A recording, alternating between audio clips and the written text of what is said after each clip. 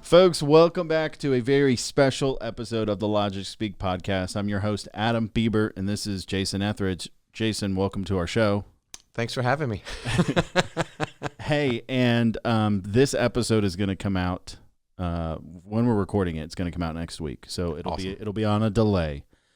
But we are celebrating 22 years of Logic Speak. Congratulations! Thank you. It is a special time. Every year when we have our anniversary, you have one a year, so they come around. They do. But it's just such a special time. It's a really sweet time. All the people that reach out, the celebrations that we do inside here for our employees, and just every year is different. Every year is something special, and so it's probably one of my favorite times of year. Yeah. I've loved it. I've gotten to be a part of now 3 anniversaries. Yep. And they all have felt different, and we've celebrated in different ways, and it's just a fun time to reflect on the time that I've been here, but then get to hear stories from you and others about years past and kind of what Logic Speak has evolved into. And so I wanted to take a moment, be a little nostalgic today, and just kind of look back and ask you some questions about the company and get your thoughts and reflections, and then right at the end, we're going to look forward at what the next. I don't know if you've got 22 more in you, but what the next several years look like. That's tough. We can aspire. Yeah. So since I've already got a whole list of questions I want to ask you about Logic Speak related to our anniversary and all that, I'm going to skip the icebreaker question for today. I'm so disappointed. I know. You look like you are. Okay, so question number 1. When you think back to year 1 of Logic Speak, what did it look like and what did it feel like compared to today? So there's so much emotion wrapped up in that question. It was just my business partner at the time, Jared, and I. So, there's a camaraderie. There's a kind of, if we don't do it, it's not going to happen, right? There's us against the world. That's right. It's foxhole. There's an excitement, this kind of entrepreneurial, excitement that a company is opening or starting a business that makes it a special time. It was hard. There were a lot of late nights, a lot of, but I was 26, I think, at the time, if I do my math right. I had a lot more steam in the engine, and could stay up later and work through the night on some idea and, those kinds of things. So, just like many people who start a business, there really is this kind of looking back nostalgically, not that I would ever want to do that again, at Logic Speak. But there are a lot of good moments, a lot of, times that were funny, times that were frustrating, but, it looked like 2 guys starting a business. We didn't know what we were doing. Yeah. We didn't know how to do what we wanted to do, but we knew we had an idea. We knew, or we were confident that we could be successful, and it was just figuring it out. Yeah. I'm sure that, like, as you look back, even at some of the hard moments, the bonding that kind of happens in those early days, where that kind of foxhole mentality, it's hard to replicate that in regular life. You have opportunities when you play sports growing up, or you end up on a championship team and you've got this oh my gosh, it's me and my brothers. Having the opportunity to be in the military, I had the feeling, that camaraderie, and that carries. Like, you see another veteran and you have this instant connection. And so I'm sure even now, even though Jared's no longer part of the company, when you guys catch up or reminisce every 3 months, and some of those old stories, come out, or we talk about favorite employees back during that time when we started to hire employees, or stories of woe, from some things that were challenging. But it's always fun to catch up and reminisce. At the time, did you have any concept for where you were going in terms of growth and how big you wanted the company to be and aspirations like that? So I don't know if we've talked about that on this podcast, but kind of the beginnings of Logic Speak were done in a conference room in a building that was the company that Jared and I worked at together. We were acquired by Hewlett Packard, by HP, and at the time HP said, "Hey, don't do anything. We're going to be taking over all your IT, all your data set. everything, all your hardware, all your software.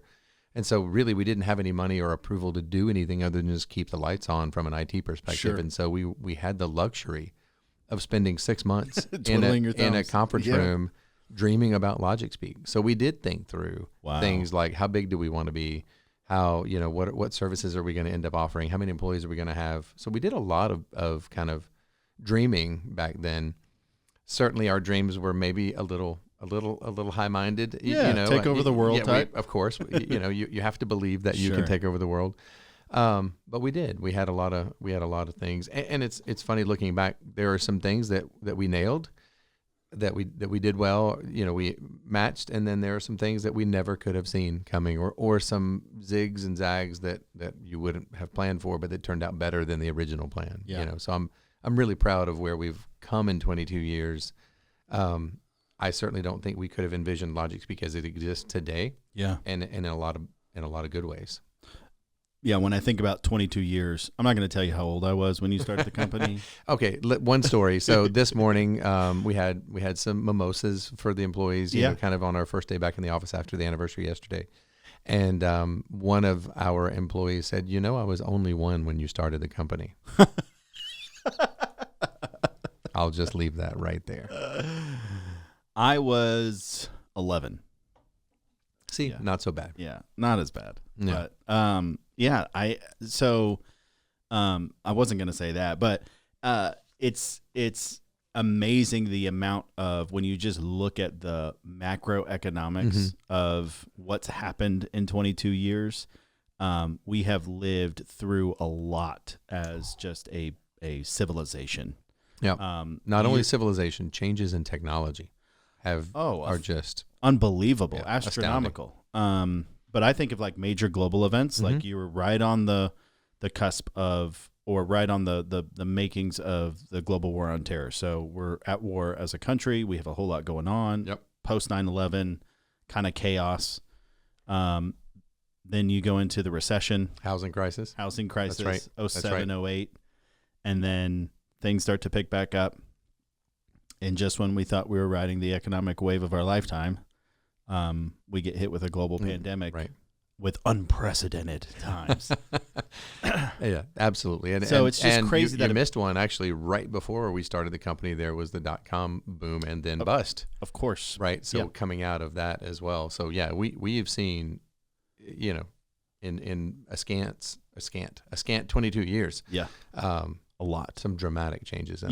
Yeah, and then we could probably do a whole podcast on maybe we should. What did computers do during that time and kind of how that's evolved. But what's remarkable to me is, like, I have a lot of respect for entrepreneurs that have weathered a storm, but to be in business this long, you've had to have weathered multiple macro and micro within the business and just globally. And so it's just remarkable and really neat to see. I'm curious, was there a moment early on where you realized you were building something bigger than just a business? Yep. When did that kind of start to click? Because you and I have a lot of leadership conversations. Sure. But year one, you probably weren't thinking about being inwardly sound and others focused and developing people. And there were really two. I'll give you two defining moments from a realization perspective, or this could be a real thing. Wow. One of them we just literally talked about was coming out of, or kind of entering and coming out of the housing crisis. Yeah. It was our first test, right, of our company. We had some success. We got our first office. We hired our first set of employees. We were rocking and rolling. We had a really big named client back then, and things were up and to the right until the housing crisis hit, and all of a sudden clients weren't paying their bills on time, and projects that we had already implemented went unpaid for, and we ended up with a really big Amex bill that came due, and we didn't have the money to pay for it, and so lots of those things happened, and so Jared and I had to decide: are we a real business or not? And we decided we were, and everyone across the board took a pay cut, including ourselves, and we weathered the storm and did the things that we needed to do. We learned through that season. I talk about this a lot when I talk about that season. Through that season, we learned how to be more efficient. We had gotten kind of, for our level, fat and happy. Sure. And so when money wasn't coming in for nothing, or coming in constantly, we had to learn how to do more with less. We had to learn how to be more efficient with less. And it's not, you learn through your challenges, you learn through kind of the setbacks and the failures. So that still shows up at Logic Speak today. I wouldn't want to do it again, but it's a lesson that was a lifetime lesson for sure. So that was one where, hey, we came out of this. We made the decisions we needed to make. We made the adjustments we needed to make. We sacrificed for the good of what we were trying to build, and that worked. So that was one. And then the second is just when Jared and I decided that we would part ways and that I would buy the business. And I had to sit down and decide, okay, what is this thing going to be now? Yeah. And how is it going to be different? How am I going to be able to stand on the success that Jared and I had together? Not to disparage what Jared and I had accomplished, but ultimately what was going to be different, or what were going to be the defining characteristics of the business going forward. Yeah. And so I had to take a step back and look at what we had built and decide what I wanted it to become and where did we want to go. And, that mission statement that we still have today was the byproduct. So those two stand out for me. That's awesome. There's a famous philosopher named LL Cool J who once said, a setback is nothing but a setup for a comeback. So you're welcome for that one. It's a good day when you can reference LL Cool J in a podcast. That's right. Okay, so if you could go back and tell year one Jason one thing, what would you go back and tell yourself? Thanks for asking that question. That's a joke. Man, would I tell him so many things. Yeah. One of them is, it's a quote that I heard through, and I think I might have said it before, but it's a quote that I heard through Tom Hanks. But, when you think that everything is great and everything's amazing, this too shall pass. Yeah. And when you think things are awful and they're never going to get any better, this too shall pass. Sure. Right. Sure. You have to hang on through the challenging days to get to the good days. And then when you're in the good days, you have to remember they're not always going to be good. So it's really important for a leader to get used to that instability. Yeah. Or else you will just literally end up in the nut house. Yeah. You just won't be able to make it. So that's one of the things that I would say is, hey, it's all going to be okay. Yep. The other is, back then, way, way, way back then, I would have said, hey, become a better leader. You can become a better leader. You aren't just born with this. And that would have, had I learned that earlier, I think maybe in those early years, I might have shown up better. Yeah. Yeah. You posted something the other day, and it said something like, as a leader, you're not going to have very many consecutive back-to-back really, really awesome good days. That sounds so depressing. But then you said, but also, as a leader, you're not going to have very many consecutive really, really horrible bad days. Yep. So it's like you just have to ride the wave. That's right. And know that, like, ebbs and flows. That's right. You're going to be okay.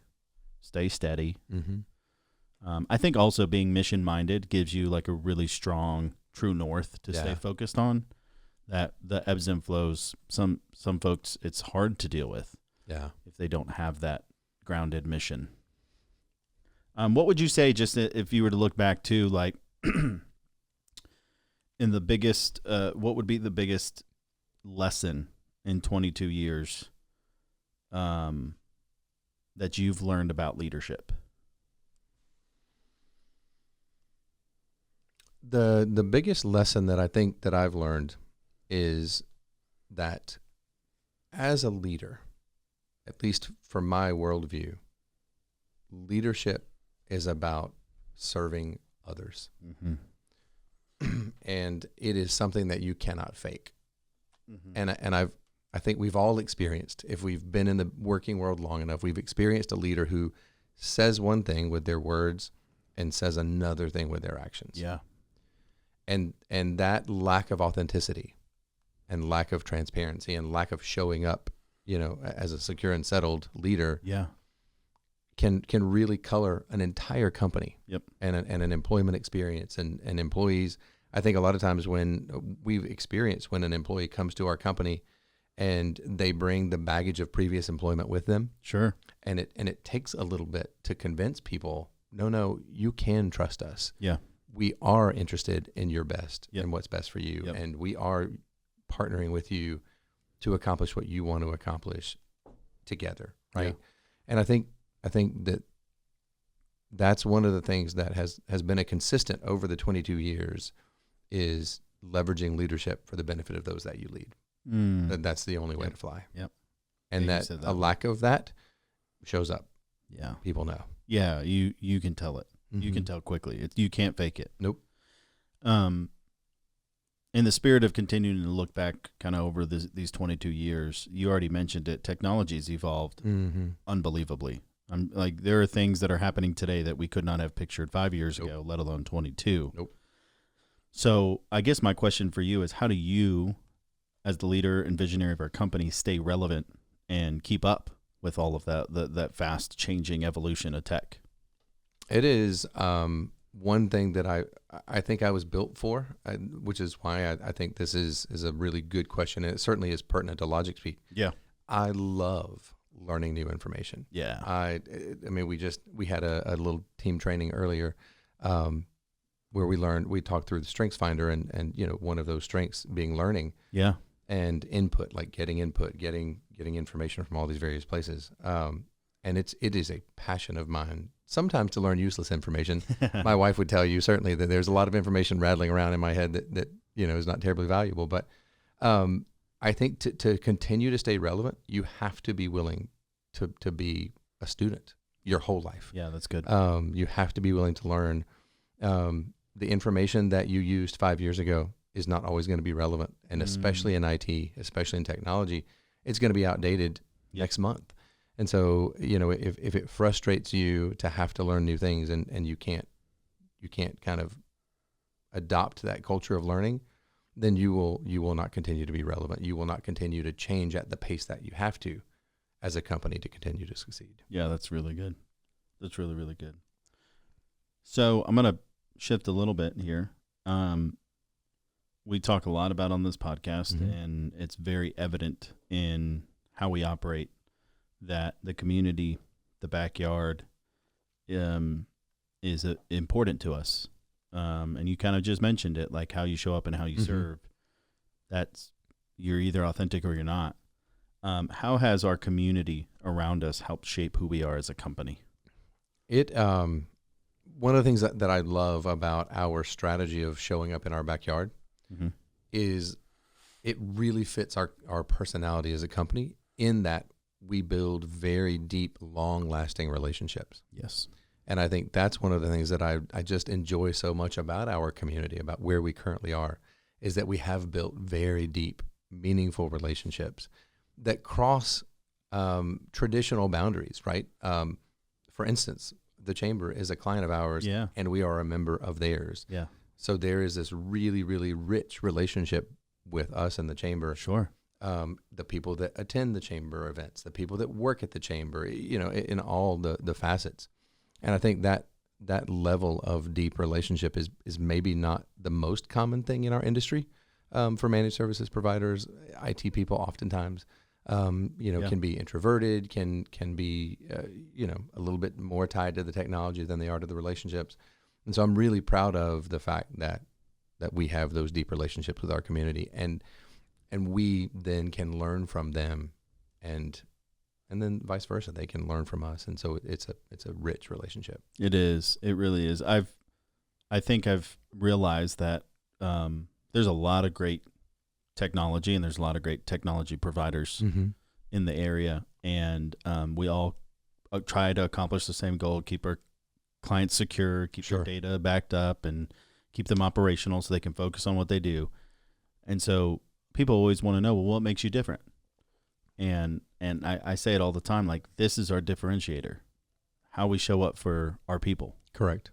And the way that we do it internally. Like, you guys have a new administrative assistant, and like, I know Ashley went to her play a couple weeks ago. Yeah. Like, we support each other. We show up for each other. We're looking for ways to lean in toward each other internally, to our clients, what they're up to, and then just to the community as a whole. And it makes it easier for me to be a part of the organization because that's what I love and that's what I long to do. And that's why you and I think, are a good team, because we've been able to find that that passion together. You've had it your whole life, and with just your personal mission statement, and it just carries into and ripples into everything that we do. So I just love that.